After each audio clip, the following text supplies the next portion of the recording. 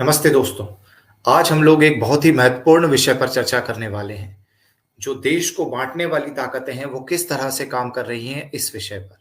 तो दोस्तों मैं अपनी बात शुरू करने वाला हूँ। एडोल्फ हिटलर ने एक बात कही थी, if history repeats itself, then how much incapable we are by not learning anything from the past.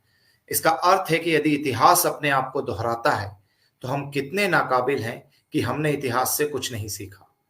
तो दोस्तों ये बात मैं इसलिए करना चाहता था, बताना चाहता था, क्योंकि इसी बात से आज का जो टॉपिक है वो रिलेट करता है कि जब हम इतिहास पर नज़र डालते हैं कि किस तरह से भारत गुलाम बना, तो हम लोग पाते हैं कि मोहम्मद बिन कासिम जो सबसे पहला आक्रांता जो हमारे यहाँ पर इस्लामिक आक्रांता था जिसने इन्वेड किया, तो उसने जो सिंध के रास्ते से किया वो अपने आप नहीं किया।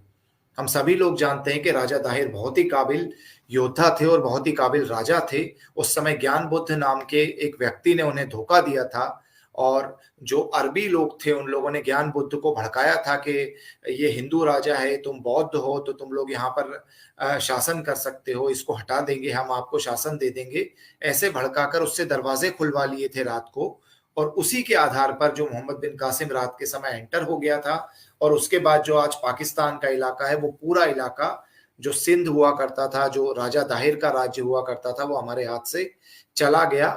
और जरा सी उस बेवकूफ़ी के कारण ज्ञान बुद्ध की सारा का सारे देश के अंदर जो मुगल इन्वेजन जो है वो इस्लामिक इन्वेजन जो है वो स्टार्ट हो गया। तो मोहम्मद बिन कासिम से शुरुआत हुई और फिर औरंगज़ेब तक हमको वो सारी की सारी चीज़ें भुगतनी पड़ी। और उसमें भी कई बार हमारे कुछ लोगों को आपस में तोड़कर, उनको साथ लेकर और उन लोगों ने हमें गुलाम बनाने का प्रयास किया। इसी तरीके से जब हम लोग अंग्रेज़ों को देखते हैं, तो अंग्रेज़ों ने भी वही किया कि किस तरह से हम लोगों को डिवाइड किया जा सके, एक डिवाइड एंड रूल पॉलिसी तक अंग्रेज़ लाए और उसके तहत मुट्ठी भर चंद मुट्ठी भर लोग जो ब्रिटेन से आए, उन लोगों ने इस पूरे के पूरे देश को गुलाम बना लिया। हम सभी लोग जानते हैं कि जालियांवाला बाग जब हुआ, तो उसके अंदर जो ऑर्डर देने वाला था, वो भले ही एक गोरा सिपाही, एक गोरा अंग्रेज़ था, लेकिन गोलियाँ चलाने वाले लोग भारतीय थे। तो दोस्तों इसी तरीके से हमेशा से भारत गुलाम बनता आया है। हम कभी भी ताकत में या दिमाग में कमज़ोर नहीं रहे। हम कमज़ोर रहे हैं तो हमारे अंदर जो फूट रही है उसके कारण रहे हैं। तो दोस्तों जिस तरीके से अंग्रेज़ों ने डिवाइड एंड रूल हमारे देश में शुरू किया और डिवाइड एंड रूल शुरू करने के बाद क्या हुआ कि अंग्रेज़ों ने जब ये चीज़ शुरू करी हमारे देश के अंदर, तो उस समय उन लोगों ने छोटी-छोटी चीज़ों के अंदर हम लोगों को बाँटना शुरू किया। छोटी-छोटी चीज़ें मैं आपके समक्ष बताना चाहूँगा कौन-कौन सी थी, कि उन लोगों ने एक तो जातियों के आधार पर हमें डिवाइड करने का प्रयास किया। जातियों के आधार पर डिवाइड करने के अलावा उन लोगों ने हमें क्षेत्र के आधार पर डिवाइड करने का प्रयास किया। क्षेत्र के अलावा उन लोगों ने हमें समाज के आधार पर, वर्गों के आधार पर भी डिवाइड करने के बहुत सारे प्रयास किए। जैसे कि मैं आपको कुछ उदाहरण देना चाहूँगा कि अंग्रेज़ों ने जो भारत को डिवाइड करने के प्रयास किए उसमें आर्यन द्रविड़ नाम की एक थ्योरी चलाई जिसमें वो दक्षिण भारतीयों को बोला कि तुम द्रविडियंस हो और ये जो नॉर्थ इंडियंस है, ये आर्यंस हैं। पहले द्रविडियंस का राज भारत पे हुआ करता था और द्रविडियंस को नॉर्थ इंडियंस ने धकेल दिया यूरोप से आकर और उन लोगों के देश पर कब्जा कर लिया। तो इस तरह से दक्षिण भारत के लोगों को हम लोगों के खिलाफ अंग्रेजों ने भड़काया। इसी के साथ-साथ इसी थ्योरी का उपयोग उन्होंने ट्राइबल इलाकों में किया, जनजातीय समाज में किया और बोला आप एसटी हो, आप ट्राइबल्स हो, आप यहाँ के मूल निवासी हो और आप लोगों को ये गोरे जो अपर कास्ट सवर्ण लोग हैं, इन लोगों ने बाहर से आकर आप लोगों को गुलाम बनाया, आपके संसाधनों पर कब्ज़ा किया, तो आपको इनके खिलाफ लड़ाई लड़नी है। इसी तरीके से दोस्तों जो एससी वर्ग अंग्रेजों ने बनाया, जो राइजले के समय में उन लोगों ने क्रिएट किया शेड्यूल्ड कास्ट, उसके अंदर कुछ जातियां डाली और उनको भी यही बोलना शुरू किया कि जो आर्यंस हैं ये विदेश से आए और इन लोगों ने तुम्हारे संसाधनों पर कब्जा कर लिया और तुम लोग जो हो मूल निवासी हो और तुम्हें इनसे लड़ना है। तो दोस्तों इस तरह की कुछ बहुत सारी उल-जलूल सी थ्योरीज़ अंग्रेज़ों ने दी, जबकि इसके उलट हम देखें तो सच इसके बिल्कुल विपरीत है, क्योंकि दक्षिण भारत जो है, उसके राजा बिल्कुल अलग हमें दिखाई देते हैं, उत्तर भारत के राजा अलग दिखाई देते हैं। जो भगवान शिव हैं, वो हम देखते हैं कि हिमालय से लेकर केरला तक पूजे जाते हैं, भगवान विष्णु भी हिमालय से लेकर केरला तक पूजे जाते हैं। उसके अलावा हम देखेंगे बहुत सारी मान्यताएँ जो हैं वेदों की, उपनिषदों की, वो ऊपर से नीचे तक बिल्कुल सेम है। आदि शंकराचार्य का काल यदि हम देखें तो वो नीचे से लेकर केरल से चलकर मध्य प्रदेश आए, फिर कश्मीर तक गए। तो इस तरीके से बहुत सारी चीज़ें ऐसी हैं जो हमें बताती हैं कि ऐसा कुछ भी नहीं हुआ। इसके अलावा कोई भी जाति भारत के अंदर ऐसी नहीं है जिसके राजा ना रहे हों। जैसे कि जो ट्राइबल समाज है, ट्राइबल के यदि हम देखें तो मध्य प्रदेश जहाँ से मैं आता हूँ, यहाँ पर भी कई सारे राजा रानियाँ रहे हैं। रानी कमलापति जिनके नाम पर अभी भोपाल के रेलवे स्टेशन का नामकरण किया गया है, वो भोपाल की रानी थी। इसके अलावा गोंड रानी दुर्गावती थी। गोंडों का साम्राज्य यहाँ पर रहा। ट्राइबल्स जो छत्तीसगढ़ में 36 गढ़ हैं, वो 36 जो किले थे, वहाँ पर भी जो आज एसटी समाज है उनका राज रहा। इवन आप शेड्यूल्ड कास्ट को भी देखेंगे तो उनके जब आप गोत्र देखते हैं तो सूर्यवंशी, चंद्रवंशी, वाल्मीकि, इस तरह के गोत्र आपको दिखाई देते हैं। तो ये सब के सब भी असल में राजा हुआ करते थे।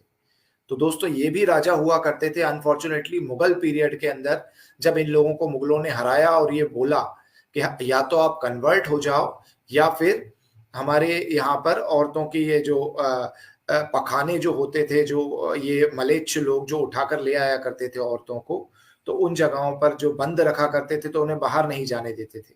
तो वो उन जगहों के पखाने साफ करने के लिए कुछ राजाओं को लगा दिया, तो उससे जो उनका धर्म भंग हुआ, वहां से कुछ जातियां निर्मित हुई। कुछ राजा चूंकि वो मांस नहीं खाते थे, चमड़े से चिढ़ते थे, तो उनको गाय का मांस उतारने को कहा गया कि आप ये उतारो और इसके चमड़े से जूते और घोड़े का वो बैठने का घोड़े पर वो बनाओ। तो उस तरह की चीजों में उन लोगों को लगाया गया, तो वो चमड़े का काम करने वाले लोग बने उस समय। तो इस तरीके से कई सारे क्षत्रिय राजाओं को धर्म भ्रष्ट करके, धर्म भंग करके निचली जातियों में मुगलों के समय में पटका गया। उसके बाद भी उन स्वाभिमानी अभिमानी जो हमारे राजा थे, उन सभी राजाओं ने अपना धर्म परिवर्तित नहीं किया। अनफॉर्चुनेटली अंग्रेजों ने भी उनसे वही सारे निकृष्ट काम करवाए और उसके बाद जाते जाते जब उनको ये लगा कि 1857 की क्रांति हो रही है और हम लोग अब ज्यादा दिन तक यहाँ पर राज नहीं कर सकते, तो उन्हें जब ये समझ में आया कि हमने बहुत ज्यादा अत्याचार कर दिया है, तो उन्होंने हिंदू समाज के ही ऊपर ये सारा का सारा ब्लेम डाल दिया कि यही लोगों ने तुम्हें गुलाम बना के रखा हुआ था, ये लोग बाहर से आए हैं, और इस तरह की एक झूठी आर्यन इन्वेजन थ्योरी गढ़ दी। जबकि आर्यंस के बारे में यदि आप देखोगे तो सबसे पहला जिक्र जो है वो मैक्स मूलर की किताब में है, और ऑक्सफोर्ड यूनिवर्सिटी से ही सारे रिसर्च जो है वो ये आर्यन इन्वेजन के निकलते हैं ज्यादातर। आप यदि अंग्रेजों के पहले देखो तो इवन इंक्लूडिंग मुगल पीरियड में भी किसी आर्यन नाम की जाति का जिक्र नहीं है, किसी पुराण में नहीं है, किसी उपनिषद में नहीं है, संगम लिटरेचर जो तमिलनाडु का है वहां पर नहीं है। इसके अलावा भारत के जितने भी राज्य रहे हैं, नॉर्थ ईस्ट के राज्य हों या उड़ीसा वगैरह रहे हो या उत्तर भारत के राज्य हो, कहीं पर कोई ऐसा जिक्र नहीं है कि कोई आर्यन नाम की जाति थी। और इसके अलावा मैं आपको बताऊं कि अंग्रेजों का पीरियड जब भारत में रहा, उसके पहले यूरोपियन इतिहास के अंदर भी कहीं कोई आर्यन इन्वेजन या आर्यन नाम की जाति यहां से चली जिसने संस्कृत वेद पढ़ती थी और वो आकर भारत पर कब्जा करी, ऐसा कोई जिक्र कहीं नहीं है। तो अंग्रेजों ने मैक्स मूलर के समय पर ये सारा का सारा मिथ जो है वो रचा, और जो लिंग्विस्टिक एक थ्योरी थी उसको इंसानों के ऊपर लादा और उसके आधार पर जाति जातियों में भारत को बांटा। अब हम आते हैं मूल मुद्दे पर कि आज इसी थ्योरी का उपयोग कर कर कैसे कुछ राजनीतिक दल भारत देश को, भारत देश की जनता को आपस में लड़ाने का प्रयास कर रहे हैं। जैसा कि हम सभी लोग जानते हैं कि भारत के अंदर बहुत सारे ऐसे दल हैं जो सत्ता से दूर हो गए हैं बहुत दिनों से, और सत्ता से दूर होने के बाद बहुत प्रयास करने के बाद भी वो प्रधानमंत्री के खिलाफ कुछ कर नहीं पा रहे हैं, और बहुत प्रयास करने के बाद भी उनको राज सत्ता नहीं मिल पा रही है, और उनको राज सत्ता के उपभोग की बहुत आदत लग गई थी पहले। तो वो सारे के सारे दल इस बार प्रयास में हैं कि देश की जनता को खंड खंड में बांटा जाए। उनको ऐसा लगता है कि भारत देश की जनता एकजुट हो गई है, तो इस एकजुटता को कैसे तोड़ा जाए। तो वो तोड़ने के प्रयास में जनजातीय समाज, जो ट्राइबल समाज है, उसके बीच में ये लोग घूम रहे हैं और इस तरह के मिथ वापस फैलाने का प्रयास कर रहे हैं जो अंग्रेजों ने फैलाए थे कि आप लोगों को तो सदियों से गुलाम बना के रखा गया, आप लोग तो मूल्यवासी हो, आप लोग तो आदिवासी हो। जबकि दोस्तों आदिवासी शब्द का अर्थ होता है जो आदि काल से पृथ्वी पर रह रहे हैं। तो आदि काल से सारे ही मनुष्य असल में पृथ्वी पर रह रहे हैं, कोई भी मनुष्य ऐसे नहीं है जो आदि काल से पृथ्वी पर नहीं है। अब हम आते हैं कि क्या कोई समाज ऐसा था जिसको जबरदस्ती धकेल कर और वनों में रखा गया था? तो ऐसा भी नहीं है, क्योंकि यदि आप देखोगे तो अधिकतर ऋषि मुनि, यदि आपको रामायण काल में देखोगे, महाभारत में देखोगे, तो उनके आश्रम सारे के सारे वनों में थे। तो जो ब्राह्मण थे वो भी वनों के अंदर रह रहे थे, और कुछ लोग जो अपने मन से वनों में रहना चाहते थे वो भी वनों में रह रहे थे। जैसे कि आजकल एक अमेरिका में कल्चर चला है कि सब लोग फार्म हाउस बनाकर रह रहे हैं शहरों से दूर। तो शहरों की जो आपाधापी होती है उससे दूर रहने वाले लोग, जो शांति में रहना पसंद करते हैं, जो लोग अपनी कला संस्कृति को शांति से बढ़ावा देना चाहते हैं, जो प्राकृतिक भोजन करना चाहते हैं, प्रकृति के बीच रहना चाहते हैं, वो सारे के सारे लोग असल में वनों में रहा करते थे और अपनी मर्ज़ी से रहा करते थे। जैसे कि रामायण में ज़िक्र है निषाद राज का जो राज था, सुग्रीव का जो राज था, तो इसी तरीके से महाभारत में कई सारे ऐसे राज हैं। इवन अशोक के समय में आप देखेंगे कि जो अशोक ने कलिंग पर जो हमला किया था, वो कलिंग वाले लोग भी कभी इस तरह से मेन शहरों में नहीं आना चाहते थे, वो वहीं रहना चाहते थे। तो इस तरह से कहीं पर ऐसा डिवाइड नहीं था। कुछ लोग शहरों में आज रहना चाहते हैं, कुछ गाँव में रहना चाहते हैं और कुछ वनों के अंदर हम देखते हैं कि आज भी ऋषि-मुनि जो हमारे हैं या जो संत हैं या जो नागा साधु हैं, वो तपस्या कर रहे हैं हिमालय पर, तो वो लोग रह रहे हैं। तो इसका अर्थ बिल्कुल भी ये नहीं है कि किसी पर ज़बरदस्ती ये थोपा गया था कि वो वहाँ पर रहें। तो भारत के अंदर इस तरह की पूरी संस्कृति ही नहीं थी, बल्कि भारत के अंदर तो इस तरह की संस्कृति थी कि जो वनों में सब त्याग कर रह रहा था, ज्ञान की और कला की तपस्या वहां पर कर रहा था, उसका सबसे ज्यादा सम्मान था। जब बुद्ध जो है सिंहासन छोड़कर गए तो उनका सम्मान बढ़ा, राम सिंहासन छोड़कर गए तो उनका सम्मान बढ़ा। इसी तरीके से जो वनों में जब आप रामायण में देखेंगे भगवान श्री राम वनवास पे गए तो सारे ऋषि जो उन्हें मिले वो वन के पथगमन पर ही मिले। तो इस तरीके से पूरा एक भारत हुआ करता था, लेकिन अंग्रेजों ने उसे बिल्कुल उल्टा बताया। उन्होंने बताया कि ये जो वनवासी भाई-बहन हैं, ये पिछड़े थे, ये गुलाम थे, जबकि इसके उलट यदि हम इतिहास देखें, तो आज के समय में भी इतिहास आपको ऐसा मिलेगा, मतलब 200-300 साल पहले ही चले जाओ, बहुत पहले भी नहीं, तो आपको दिखाई देगा कि जो गोंड जनजाति है, जो आज वनों में दिखाई देती है, उसका राज था, उसके किंगडम थे, बहुत बड़े हिस्से पर भारत के उनका राज था। इसी तरीके से यदि आप भीलों का देखोगे तो महाराणा प्रताप की फौज में भील लड़े थे, उनके जो झंडा था उस पे भी भीलों का जो है वो चिन्ह वहाँ पर हुआ करता था। उसी के साथ जो लोहार होते हैं, लोहा पीटने वाले, वो भी महाराणा प्रताप की सेना में लड़े थे। तो इस तरीके से आप देखोगे कि जितनी भी ट्राइबल्स हैं, उनके किंगडम्स होते थे, उनके राजघराने हैं। झारखंड के अंदर आप जाओगे, वहाँ आपको राजघराने मिलेंगे, छत्तीसगढ़ में मिलेंगे। तो अब आप देखो कि इनको किसने हराया, तो आप पाओगे कहीं पर भी इनका ब्राह्मणों से संघर्ष होता हुआ या ओबीसी से या ठाकुरों से ऐसा नहीं मिलता है। आप यदि देखोगे तो ठाकुरों से तो इनकी शादियां तक हो रही हैं आपस में, और ब्राह्मण जो है वो इनके यहाँ पर काम कर रहे हैं, इनके राजगुरु या इस तरह के लोग हैं। लेकिन जो संघर्ष हो रहा है वो संघर्ष हो रहा है विदेशियों से। जो मुगल बाहर से आए उनके साथ संघर्ष हो रहा है, अंग्रेज बाहर से आए उनके साथ टांट्या भील जो हैं वो लड़ेंगे। या आप देखोगे कि जितने भी हमारे क्रांतिकारी हैं, जो भीलों के हैं या जो ट्राइबल्स के हैं, वो अंग्रेजों से लड़े हैं, चाहे बिरसा मुंडा हो, टांट्या भील हो, चाहे या जो भी हो। आप देखोगे जो शंकर शाह, रघुनाथ शाह हैं, वो भी अंग्रेजों से लड़े या मुगलों से लड़े। तो इस तरीके से कहीं पर भी संघर्ष हिंदुओं का आपस में नहीं है, भारतीयों का आपस में बहुत कम संघर्ष है।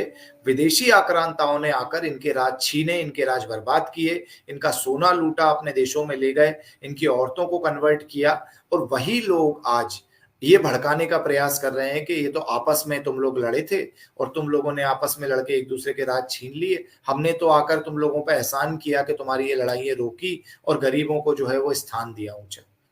तो ये पूरी की पूरी थ्योरी एक फॉल्स थ्योरी है। आर्यन इन्वेजन थ्योरी बिल्कुल फॉल्स थ्योरी है। कोई जनजाति या कोई एससी एसटी कभी भी इस तरह का गुलाम नहीं रहा है। यदि आप इनके इतिहास उठाकर देखेंगे तो सभी के जो पूर्वज हैं वो क्षत्रिय रहे हैं, राजा रहे हैं। आप देखेंगे सूर्यवंशी, चंद्रवंशी, वाल्मीकि, वशिष्ठ, इस तरह के इनके गोत्र हैं। ट्राइबल्स में भी अलग तरह के गोत्र हैं और वो सारे के सारे राजघरानों से आए हुए लोग हैं। आप देखेंगे 3-4 पीढ़ी पहले तक ही उनके राजघराने इतिहास में दिखाई देते हैं। तो इस तरह का भ्रम जो है ये पार्टियां फैलाने का प्रयास कर रही हैं। नकली कुछ पार्टियां जातियों के आधार पर बनाई गई हैं। वो पार्टियां लोगों को आपस में भड़का रही हैं और भड़काकर देश तोड़ने का प्रयास कर रही हैं। तो ये भड़काने के पीछे इनका जो मेन लॉजिक है, वो लॉजिक सिर्फ ये है कि किस तरह से सत्ता पर कब्जा किया जाए, किस तरह से हिंदुओं को आपस में डिवाइड किया जाए, किस तरह से भारत की जनसंख्या को आपस में डिवाइड किया जाए। उसमें ओबीसी की पार्टी भी बीच में आ जाती है, कहीं कूद जाती है, कहीं कोई सी दूसरी जाति की पार्टी आ जाती है, कहीं जनजाति की पार्टी आ जाती है। इसी तरीके से ओबीसी समाज को भी भड़काने का प्रयास हो रहा है कि आप लोग मूल निवासी हो, जबकि 91 के अंदर ओबीसी को जनरल से ओबीसी में डाला गया है। उसके पहले तक वो जनरल कैटेगरी में ही आते थे। और ओबीसी के अंदर कई सारे ऐसे लोग हैं, जैसे आप जाट गुज्जर देखेंगे, यादव देखेंगे, इनके राजघराने बहुत लंबे समय तक रहे हैं। इवन कृष्ण भगवान को यदि आप देखेंगे तो वो यादव कुल से आते हैं। जाटों में धन्ना जाट वगैरह ने मुगलों को, इन सबको बहुत परेशान किया है और इनका भी जाटों का अच्छा खासा वर्चस्व रहा है। इवन मीणाओं का अच्छा खासा वर्चस्व रहा है। तो ये आपस में लड़ाकर ये बताने का प्रयास कर रहे हैं जो ये विपक्षी दल हैं या फिर ये कुछ एनजीओस हैं कि आप लोग जो हैं आप तो पिछड़े थे और आपको तो अपर कास्ट ने दबा कर रखा, या फिर ओबीसी के खिलाफ एससी एसटी को भड़का रहे हैं, फिर ट्राइबल्स को भड़का रहे हैं बाकी सब जातियों के खिलाफ। तो इस तरीके से भड़काने का जो प्रयास एक मध्य प्रदेश में और भारत के अंदर भी चल रहा है, इसे समझने का आपको प्रयास करना चाहिए। और ना सिर्फ समझने का प्रयास करना चाहिए, बल्कि ये देखना चाहिए कि इसी के बीच में बहुत सारे लोग आपकी जाति के लोगों का कन्वर्ट कर रहे हैं। बहुत सारे लोग आपकी लड़कियों से शादी कर कर, ट्राइबल्स की, और शादी कर कर उनकी ज़मीनें हड़प रहे हैं। कुछ जगह पर ऐसे नियम हैं कि यदि आप उनसे शादी करोगे तो फिर उनकी नाम से आप ट्राइबल इलाकों में ज़मीन खरीद सकते हो।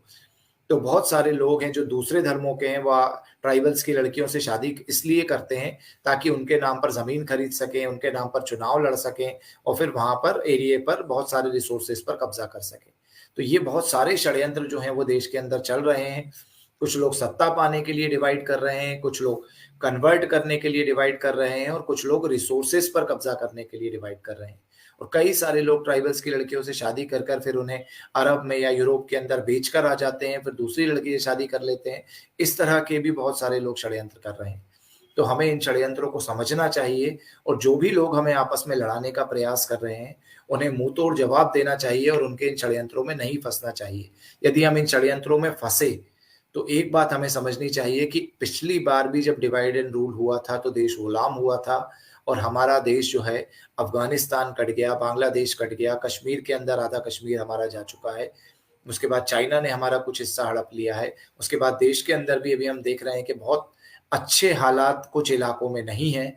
उसके बाद भी यदि हम डिवाइड होते रहे और जाति-जाति और खंड-खंड में बँटे रहे, वर्गों में बँटे रहे, तो आगे का भविष्य और भी अधिक खतरनाक हो सकता है।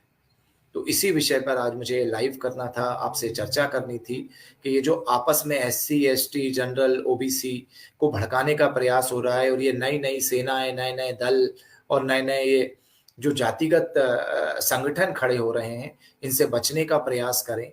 एक झंडे के नीचे खड़े हों, भारत का झंडा, एक झंडे के नीचे खड़े हों, राष्ट्र का झंडा, और उसी के आधार पर देश को जज करें, देश का काम करें।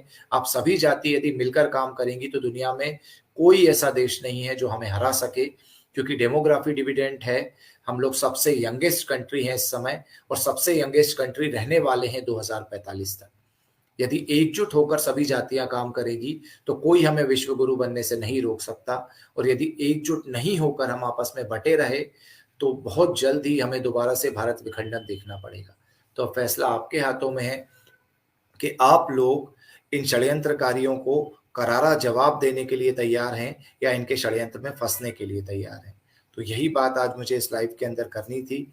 यदि आपको ये बात अच्छी लगी हो तो अपने दोस्तों के साथ भी इस वीडियो को शेयर करें और इस षड्यंत्र को सभी के सामने उजागर करें कि ये आर्यन इन्वेजन थ्योरी झूठी है।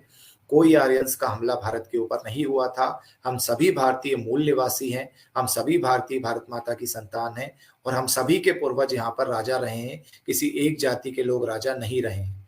तो सभी यहाँ पर समान हैं और सभी को मिलकर भारत को विश्व गुरु बनाने के लिए कार्य करना चाहिए। इन्हीं शब्दों के साथ मैं आज के लाइव का अंत करता हूँ। धन्यवाद।